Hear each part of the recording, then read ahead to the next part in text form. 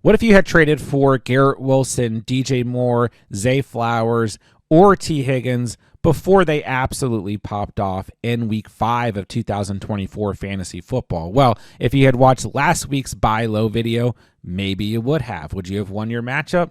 I don't know. You tell me. So, heading into week 6, let's break down 5 wide receivers and 5 running backs that I think you guys need to buy low on before they pop off this week or before their buy low window closes. Let's break down our week 6 buy low targets. Before we do so, let me remind you guys that Underdog is the place you want to be if you want to get in on additional fantasy football action all season long. Their week 6 NFL pick'ems are already live, and Underdog is giving any new customers who sign up with promo code TheCatch a free pick'em to use towards Sunday's action. And on top of that, they are giving all new users who sign up with the promo code TheCatch a 50% deposit match up to $1,000. So that's a free pick'em to help you earn some cash in Sunday's action, as well as up to $1,000 in bonus cash on Underdog when you sign up with promo code TheCatch. All right, let's kick things off with Breece Hall of the New York Jets. And yes, I'm seeing plenty of trades where Breece Hall is being mentioned as either a sell or a player that you guys are going out and trying to buy. And yes, I think you should be buying Breece Hall. The main reason is because I think he's going to bounce back in week 6. It's been a down 2 weeks. I get that. But he had a touchdown in every game for the first 3 weeks of the season and 18 or more fantasy points in every game for the first 3 weeks of the season before this little down stretch against Denver and Minnesota. Hopefully things with the Jets are turning around. We'll see how the coaching changes affect things, all that stuff. Maybe it changes nothing. I don't know if it's going to matter in week 6 because the Jets are playing the Buffalo Bills, who are giving up the second most fantasy points to the running back position on the season. So I love Breece Hall this week. If you're able to buy low on him, he's still a top 21 running back in fantasy football. He's going to be better as the season progresses, and this is the spot where he will bounce back. I think he's a lock for double digits in week 6 against this Bills run defense. But the other thing that I really like about Breece Hall and the opportunity to potentially buy low on him right now, and it might be a little bit of a tough stretch. I mean, Pittsburgh, New England, Houston, not the greatest matchups, but I'm not too worried about that after this week 6 matchup. But you look after that week 9 matchup against the Texans, this schedule is incredible. He gets the Cardinals, the Colts, a bye week, the Seahawks, the Dolphins, the Jaguars, the Rams, the Bills.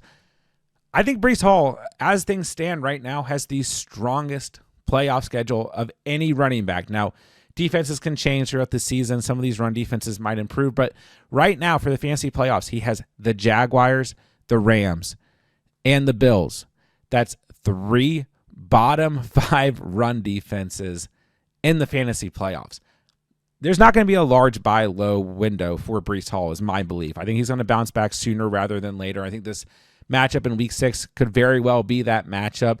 So buy low on him while you can and keep making that push. If the buy low window stays open longer or if it reappears, Breece Hall is going to be a stud in the fantasy playoffs. I don't care if Zach Wilson comes back as the quarterback. Breece Hall is going to be a stud throughout the season, but especially in the fantasy playoffs. Go out and trade for him while you can. All right, next up is another stud running back. That's Bijan Robinson of the Atlanta Falcons.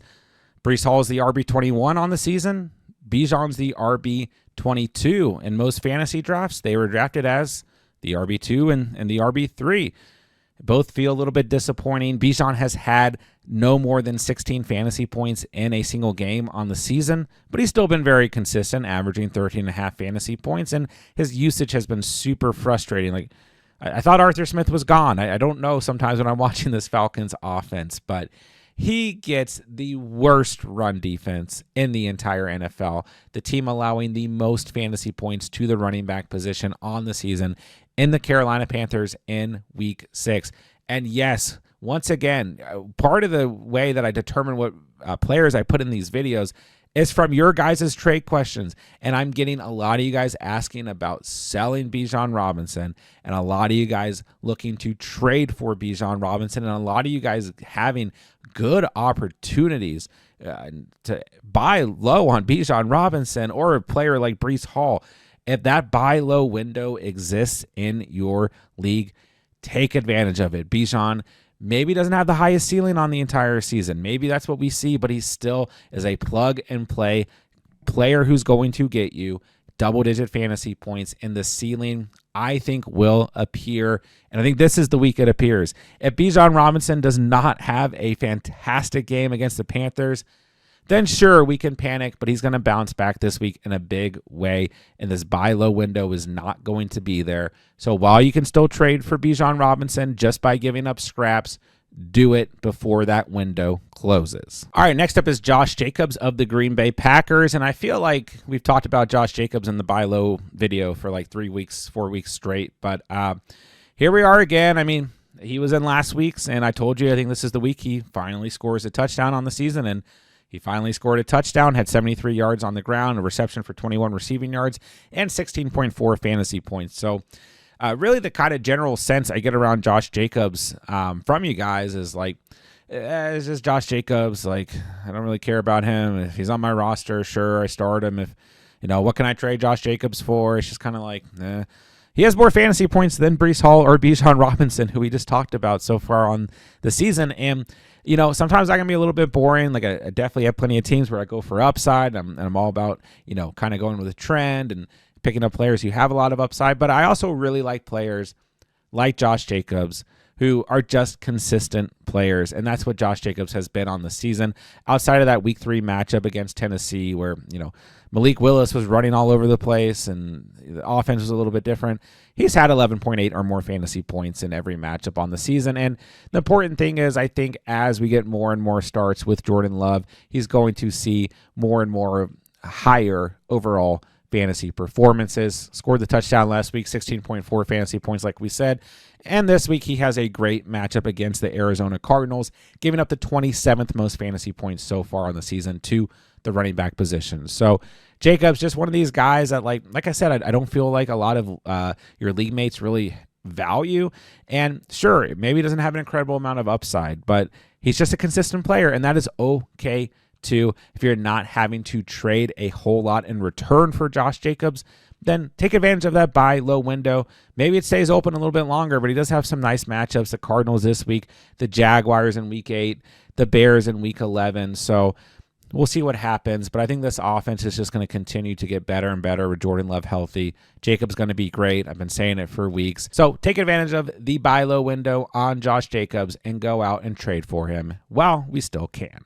All right, next up is J.K. Dobbins of the Chargers, and this was a player I talked about in last week's video as well.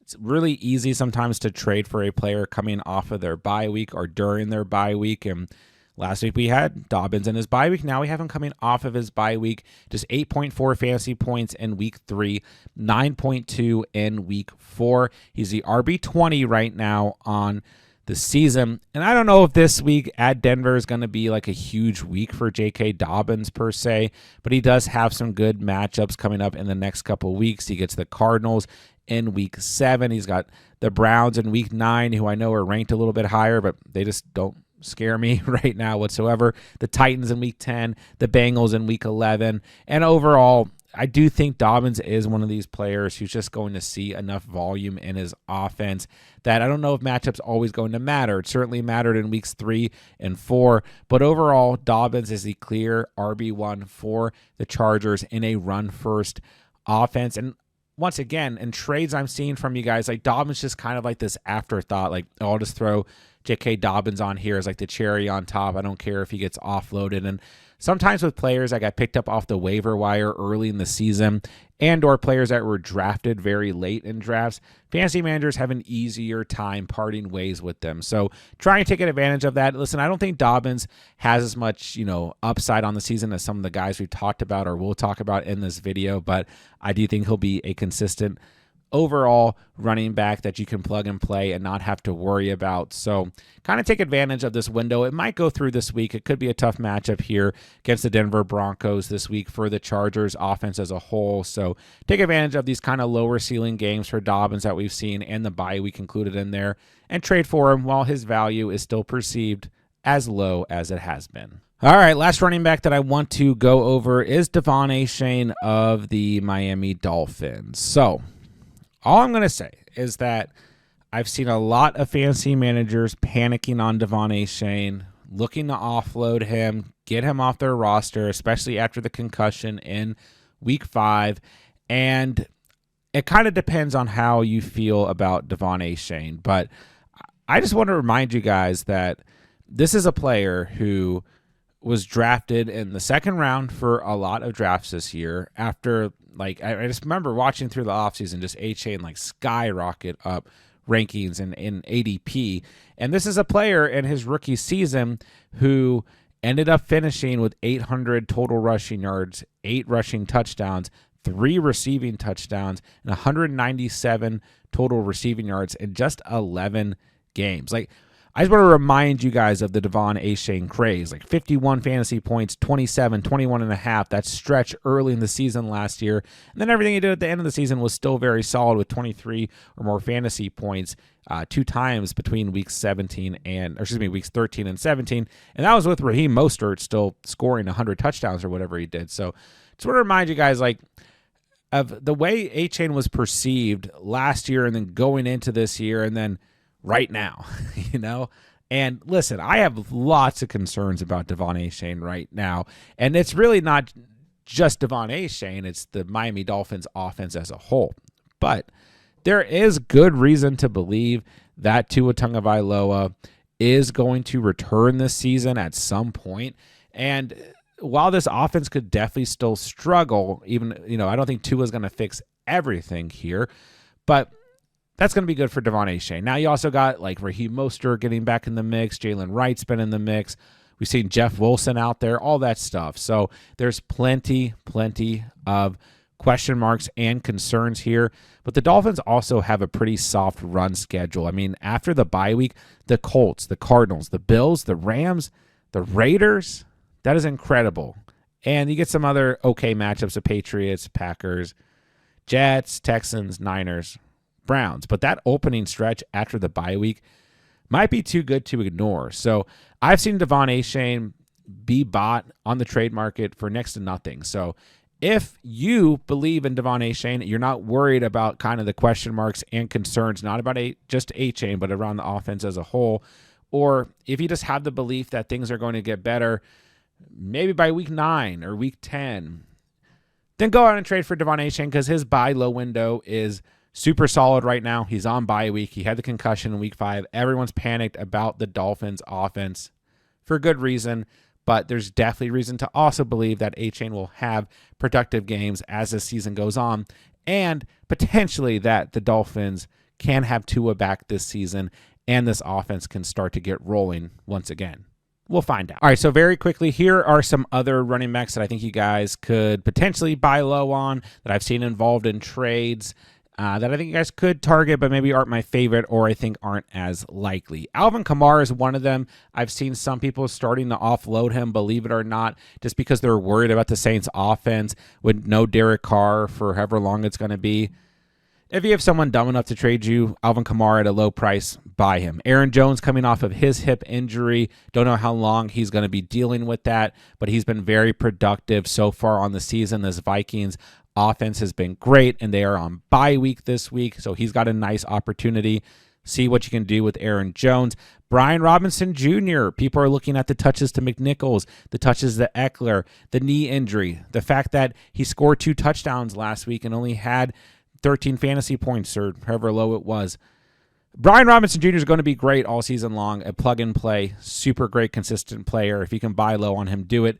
Javonte Williams is slowly starting to get more involvement with the Broncos, and the offense is looking slowly better and better. Not my favorite buy low, and he is coming off of a good game. So if you're able to buy Javonte at the right price, I think he's fine. Tony Pollard is another one of these players coming off of the bye week last week, who people are just kind of looking at as an afterthought. The bye week has such a weird effect when it comes to the trade market. Like, if a player hasn't played this past week, their perceived value is just lower. So I still think Pollard's going to be great. And we have seen more involvement out of Tajay Spears in recent weeks, so I think that's part of it. But Pollard, a solid buy low if the opportunity presents itself. Travis Etienne, yeah, I'm all on the Tank Bigsby train, but this is still a split backfield. Etienne still going to get receiving work and has still, for the most part, almost had double digits in every single game on the season so far. So don't love Etienne, but let's say Tank Bigsby goes down, then Etienne is right back to getting the volume of an RB1. Rachaad White, everyone hates Rachaad White, wants to get rid of him. Once again, what if Bucky Irving goes down? This is still a completely split backfield for the Buccaneers. I understand the issues with Rachaad White, but overall, he was the better runner in week 5 and in week 4. It was a true 50-50 backfield between Irving and White, and I'm seeing so many fantasy managers just offload him or just not even, they don't want him on their roster, and I get it because I own shares of Rachaad White. If you're able to buy him low, it doesn't cost you anything. I am 100% okay with it. All right, first wide receiver we're going to break down is Jayden Reed of the Green Bay Packers. Coming off a game where he was expected to have another really high ceiling like he had in week 4, and he walked away with just 6 targets, 4 receptions, 78 receiving yards, no touchdowns, and 13.7 fantasy points against the Rams. Then Dontavion Wicks had an awful game. Jordan Love made some mistakes in this game, and it just kind of feels like we were on like this really high with the Packers offense, and it kind of came back to here for a lot of fantasy managers. But it's a good matchup here against the Arizona Cardinals. They have been pretty good against wide receivers, but they also really struggled against Brandon Ayuk last week, and I just don't really trust this Cardinals defense. So Jayden Reed, I think will bounce back this week, and he didn't even have that bad of a game last week. He's still averaging 18.3 fantasy points so far on the season, and he's the wide receiver 3 overall in fantasy football right now. So the fact that there's even, this perceived reception on Jayden Reed that he's not playing well is crazy. And this offense, like we talked about with Josh Jacobs, it's just going to continue to get better and better, and it will be in competitive game scripts as the season goes on. So if there's a buy low window on Jayden Reed in your league, take advantage of it. He is still a great player to go out and trade for as the season continues. All right, next up is Marvin Harrison Jr. of the Cardinals, coming off of a game where he scored just 5.6 fantasy points. And typically, I wouldn't even think about including a player like Marvin Harrison Jr. because I feel like so many people in general are just like, yeah, I'm just going to roll with Marvin Harrison Jr. no matter what happens. But this past week, I got a lot of trade questions that involved Marvin Harrison Jr. in both ways, coming off of a performance where he had 5.6 fantasy points and 7 targets, but just 2 receptions for 36 receiving yards. And I think maybe the bigger concern for fantasy managers right now is the play of Kyler Murray, which, through the air wasn't so great in week 5, although for the most part he made up with it on the ground. But I think also kind of that chemistry between Marvin Harrison Jr. and Kyler, or maybe we should say Kyler and Marvin Harrison Jr. was a little bit off in week 5, but I'm not worried about it. I think MH Jr. is still going to be great, averaging 13.8 fantasy points so far on the season. I don't think that I really need to say a whole lot here. I mean, he's got a great matchup against the Packers this week. This secondary has struggled against the wide receiver position from a fantasy scoring perspective, giving up the 26th most fantasy points to the wide receiver position so far on the year. So if you have a buy low opportunity on Marvin Harrison Jr., take advantage of it. He's going to be a stud all season long. Next up is Jameson Williams of the Detroit Lions, coming off of a bye week in week 5. Once again, something I like to look for when I'm looking at trades going into the next week. And I've also seen a lot of trade questions where J-Mo's just kind of like that cherry on top, like a player that people are okay offloading from their rosters. And I think a big part with J-Mo is a lot of fantasy managers just don't necessarily trust him because he has some of that boomer bust. But I think it's really interesting because when you look on the season, he has double digits, 14 or more fantasy points in every game except for that week 3 matchup against the Cardinals. But he does remind me of like Rashid Shaheed, right? Like I think, the week 5 solid performance out of Rashid Shaheed did a lot for Rashid Shaheed owners because for the most part, Shaheed's volume has been really low on the season. And I think if you get 5 solid games with 1 dud, then you're still going to feel okay. And Jameson Williams has only played 4 games. He hasn't got that 5th game in yet. And even though the matchup is tough here in week 6, I just feel like the way Jameson Williams is used, it doesn't really bother me. Plus, all the defensive pressure's got to go to Amon-Ra St. Brown, so I'm not too scared of this Cowboys secondary. Plus, J-Mo, similar to a player like Rashid Shaheed, once again, is that player that can hit that big home run play at any moment, just like he did in Week 4 against Seattle. And if he hadn't hit that, then he wouldn't have had a good fantasy stat line. But the difference is that the Lions use him that way, and he hits those big home run plays. So Jameson Williams, the wide receiver 21, averaging 14 fantasy points per game. Once again, I've seen a lot of trades where it's like people are just willing to throw J-Mo in at the end to kind of get the deal done or whatever, or they're just looking to offload him because they don't trust him, whatever, like I said. So Jameson Williams, on one of the best offenses in the league, that's going to continue to be in a lot of competitive game scripts as the season progresses, I think is a fantastic buy low. Go on and trade for Jameson Williams while you still can. All right, next up I want to talk about Christian Kirk of the Jacksonville Jaguars, who's currently sitting as a wide receiver 41, averaging 10.5 fantasy points per game. And he did have a good week last week, but just 12.8 fantasy points, nothing crazy. 15.9 in week 3, 19.1 in week 4, after 4 or less fantasy points in his first 2 matchups on the season. So, I don't know if Kirk's really a true buy low, but I guess he is coming off of just 12.8 fantasy points. I guess the main point I want to make here is this buy low window might stay open because I don't really like this matchup this week against the Chicago Bears for Christian Kirk. It is an overseas game, so maybe we see the Bears defense bend a little bit. Sometimes we see that in these overseas games, and sometimes we don't, like the Vikings and Jets proved last week. But overall, I just think Kirk is going to be one of these players who will probably average about 10 to 12 fantasy points per game as long as he stays healthy once the season is over with. And the nice thing is he has an absolute stud in rookie wide receiver Brian Thomas Jr. next to him that's taking off so much defensive pressure. So I think Kirk is really just going to continue to be what I thought he would be going into the season, which is that security blanket for Trevor Lawrence. So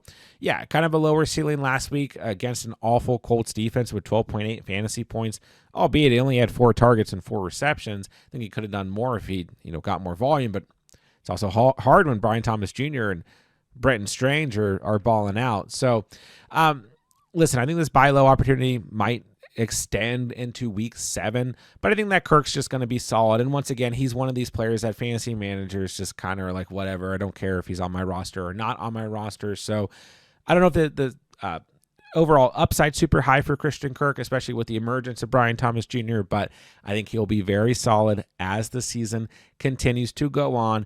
And while this buy low window is here, go ahead and take advantage of it. All right, last wide receiver we're going to go over is Xavier Worthy of the Kansas City Chiefs, who, even with Juju Smith-Schuster absolutely balling out, is the wide receiver 1 for the Kansas City Chiefs. We'll see how consistent Juju stays. Not saying it won't happen, but we'll see what happens. And, Xavier Worthy is just going to continue to be a player who the Chiefs have to find ways to use because they're very limited overall when it comes to their offensive roster right now. Worthy's the wide receiver 20 right now in fantasy football, averaging 11.6 fantasy points per game. And I know the volume hasn't been crazy. He only has 3 receptions in 2 out of 5 games on the season. Every other game, he has just 2 receptions, but they do find ways to get him the football. We've seen that. We saw it against the Saints in week 5. And once again, he's going into the bye week. It just kind of feels like one of these spots where you might be able to add him on to, one of your trades, kind of get him at a lower cost. And I also think as the season goes on, coming out of the bye week, that once again, the Chiefs are going to have to find more and more ways to get Xavier Worthy the football because they just don't have a lot of options, right?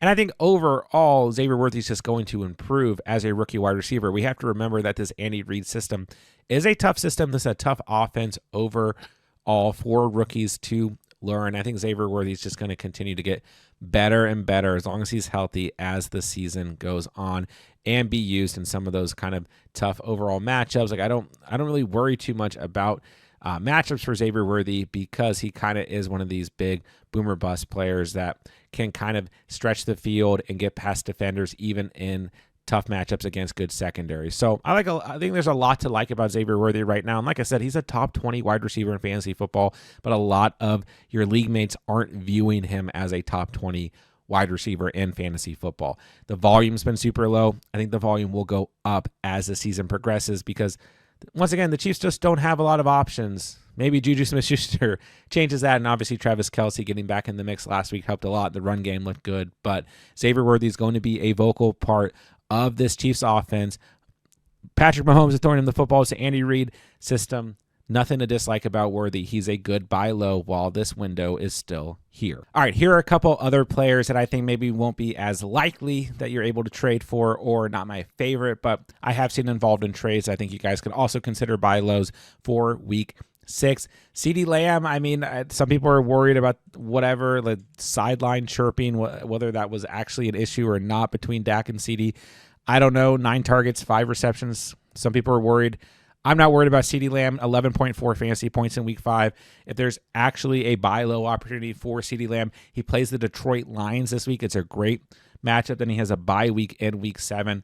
If you can get CeeDee Lamb at the right price, absolutely do so. And overall, if you're going to trade for CeeDee Lamb, it doesn't bother me either way. But if there is a buy low opportunity, take advantage of it. Once again, similar concept with what we talked about with Devon Achane. If you feel like you have the right opportunity to buy Tyreek Hill while he is on bye week, go ahead and do so. He gets the Colts and the Cardinals right out of the bye week, the Rams in week 10, the Raiders in week 11. Overall, there will still be good matchups, good opportunities for Tyreek Hill. If you are of the belief that Tua is going to come back or they're still light for this Dolphins offense, then go ahead and trade for Hill. Tank Dell is going to be in a position now with no Nico Collins where he should be able to be productive like we saw in his rookie season. So if you can get Tank Dell, who some fantasy managers still don't trust, maybe that's changed. The time I put together this list, Nico Collins wasn't on IR yet. The time I'm recording this, he is on IR. So maybe the perception with Tank Dell has changed a little bit. But if you're able to add him onto a trade, I think for the short term, he is a good buy low. Jordan Addison coming off of a bad week 5, going into the bye week in week 6. I actually really like Jordan Addison. I think he's going to have plenty of games where he has that higher ceiling like we saw in week 4. I think Addison's just, part of a great offense, great passing offense, great system. He gets the Lions right out of the bye week, then the Rams and the Colts and the Jags. That is ridiculous. Jordan Addison, a fantastic buy low going into week 6. Davante Adams might sound confusing, but I've seen a lot of people worried about Davante Adams, even though he's probably going to go to a better team and a team with a real quarterback.